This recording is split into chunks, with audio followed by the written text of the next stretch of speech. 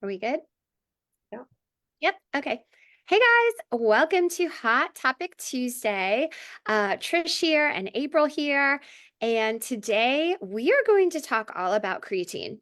This is a question that we get a ton, probably second to any other supplement or anything else. I will get like, oh, should I be taking creatine? So we are going to tell you if you should be taking creatine, and just talk all about it and all the different types, side effects, who might consider using it, benefits. There's plenty of benefits. So we are going to cover all of this in our All About Creatine and should you be taking it. Um, okay, so goal is to just completely educate you today, clear up some questions. These are all questions that we get on the regular from clients.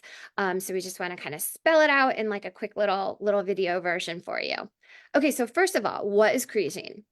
Creatine, it's a natural substance that's found in our muscle cells and it helps produce energy, more specifically during high intensity exercises.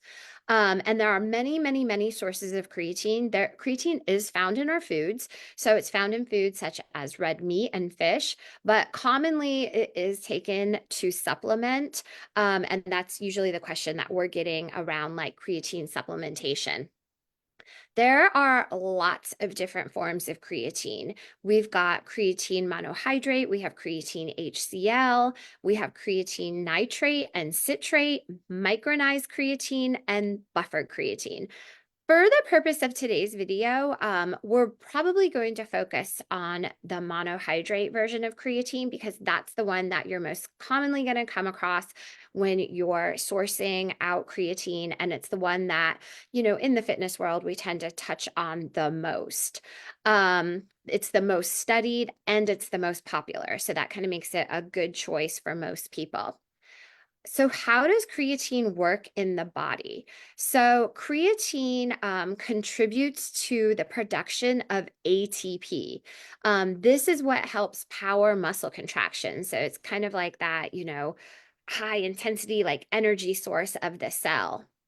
So, creatine or more ATP can improve your strength, it can improve power, short bursts of speed. So, it's very, very beneficial to, most athletics, most sports, and specifically weight training. And that's probably where you hear a lot of it in kind of the weight room, weight training world, how creatine can be beneficial. And it absolutely definitely can.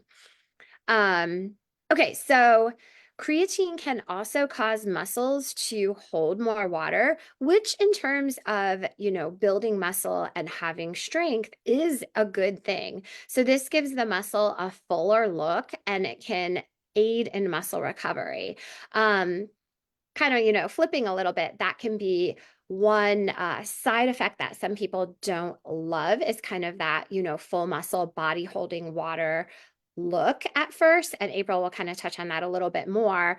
But that is a benefit. It does give the muscle a fuller look and a nice full muscle. We say this all the time when you've got a nice full muscle with like glycogen and sodium and fluid, it's a good performing muscle. So it's definitely an advantage.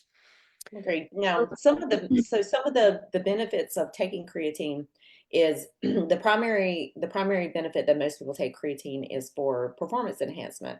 Creatine can, like Tricia was saying, it can improve strength, power, and high intensity exercise performance. So it kind of does give you a little bit of boost. Also, the second benefit to taking creatine would be muscle growth. It can be very beneficial if you're in, which I would argue that regardless of whether you're in a fat loss stage or a muscle building stage, I think it can be beneficial in both instances. But a lot of people, if they are in a stage of trying to build muscle, actively build muscle, um, or gain muscle, it can help increase muscle mass and enhance muscle fiber size. So it's very beneficial there. And I would say probably one of the biggest reasons I personally take it is recovery benefits. Creatine can help with muscle recovery, reducing soreness, and allow for faster turnaround between workouts. So you'll kind of notice that, with creatine that you may not need as much recovery or as much rest in between the days that you train versus without it. And creatine also has cognitive benefits, which it's funny. Trish and I we always have a little chat before we go on our live, and I was telling her, I'm like, there's some days my brain's just not functioning well. Creatine does have cognitive benefits, and there's newer research showing potential, like I said, cognitive benefits such as improved brain function and reduced mental fatigue with creatine. Now, who should take creatine? Um, so I would say the ideal audience or ideal person that would benefit from creatine: athletes, bodybuilders, anyone that's focused on strength training, or just people in general that are looking to gain muscle. It can give you a little bit of a little bit of an edge, just a little bit. And other cases of use would be, vegetarians could benefit from taking creatine because vegetarians will like meat, so they don't get the natural sources of creatine from, say, the beef and fish. Also, older adults, elderly people could potentially benefit from taking creatine, who may, like, they would naturally have lower natural creatine levels and thus could benefit more from it. Now, some of the common misconceptions about creatine is that it's only for males who are in their 20s. um, that is a very big misconception, that, creatine is only for, a younger male. Creatine can benefit males and females of all ages. And I would say for us specifically, very much like around perimenopause, as we start kind of entering into that realm, creatine can be super, super beneficial, for us, because number one, a lot of us we've been exercising a little bit, we're not brand new with working out. And even if we were, creatine would still be beneficial in that case. But, it's just a lot harder to gain muscle, but also, we're probably dealing with some sleep disturbances, some elevated cortisol, a little bit of hormone imbalance, all that, which in turn can affect um, recovery and performance, and creatine can be beneficial there too. Now, potential side effects of creatine. I would say the primary one is going to be bloating and water retention. And like what Trish was saying, when you take creatine, it essentially how it works is it draws water into the muscle. So it draws water into the muscle, and you will notice your muscles are fuller, and it's almost like they appear like harder. And that is, in turn, that is going to, cause water retention. I personally will usually carry anywhere between 3 to 5 pounds with creatine, with certain types of creatine. But I'll usually carry a little bit of water weight with creatine, but it's not, it's just in the muscle. I see it on the scale, but I don't physically see it, like on my body. And I think a lot of women are hesitant on taking creatine specifically because of that. But for example, if there's, like, for me, there's like a 3 pound difference. If there's a 3 pound difference, it's just a 3 pound difference. It's not like it's 3 pounds and then it continues to go up. It's just, those initial couple of pounds, So if there is, if there is a benefit, sometimes you have to kind of outweigh, the pros and cons for you personally. And some people mentally can't deal with 3 pounds, and that's okay. It's understandable. Um, so I would say the initial bloating, and a lot of times, with the initial bloating, it does kind of subside, for a lot of people. So, that's actually a positive. Um, so another concern that a lot of people have is kidney concerns. So there is a myth that you can get kidney damage with creatine use. And there are studies that generally show that it is safe. It is a generally safe, supplement, for most healthy individuals.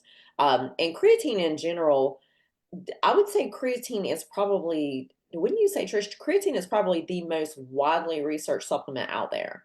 Like I creatine. I heard several years ago that it was the most Mhm. studied Yeah, supplement. I don't know about like right now, but I yeah, would say yes, tons and tons and tons of research and all positive from, yeah, what I, yeah. agree. So, and also, hydration. So it's super, super important to stay hydrated, while you're using creatine because of the method of how it works into pulling water into the muscle. So when you do start creatine, you do need to 100% make sure that you are hydrating well. And aim for our general recommendations for hydration is aim for at least half your body weight in water intake, I think is a good goal.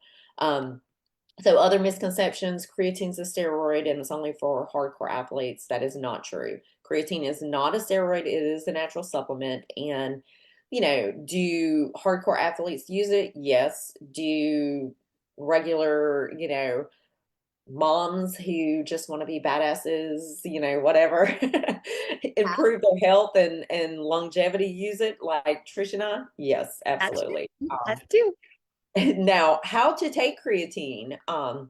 The recommended dosage of creatine monohydrate, and that is probably the most widely used one out there, like Trish was saying. So the recommended dosage is 5 grams per day, and there is an optional loading phase, and I personally do not recommend it. So you can load it. There is a loading phase where when you start taking it, you can load more initially in the start to get your muscles fully saturated and then taper down to the 5 milligram dose. I personally do not think that you need it. I personally think that if you start with just the 5 milligram dose, after a couple of weeks, you're going to be loaded. So you don't need to go through, the loading phase. And plus you could kind of avoid, it may be one of those things where 5 milligrams is perfect. You notice no side effects. It's no problem. But then if you start trying to do loading and load a bunch, up front, you may not feel good, or you may notice a lot of water retention. Or, it can, for some people, I've heard some reports, very, very minimal, but I have heard some reports that it did kind of upset their stomach. So you could kind of avoid that. So the loading phase is not optional. Now, timing isn't crucial, but some prefer to take it before or after workout for absorption. Um, the best absorption, just hands down, which ultimately, as long as you're taking it, as long as you're taking it regularly, you should be fine. There is no like perfect, window. And, if you're getting lost in those fine details, then, you're kind of losing, the whole benefits of taking it anyway. But the best absorption time would be post workout taken with some protein, but avoid taking creatine with caffeine. So caffeine can kind of negate the absorption of creatine. So the daily consistency is going to be more important than the timing. And with creatine, you don't want to.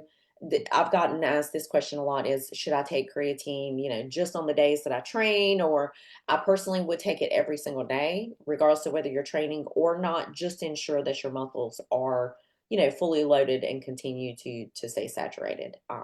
But hopefully this was helpful, and it's creatine is probably a dirt cheap supplement that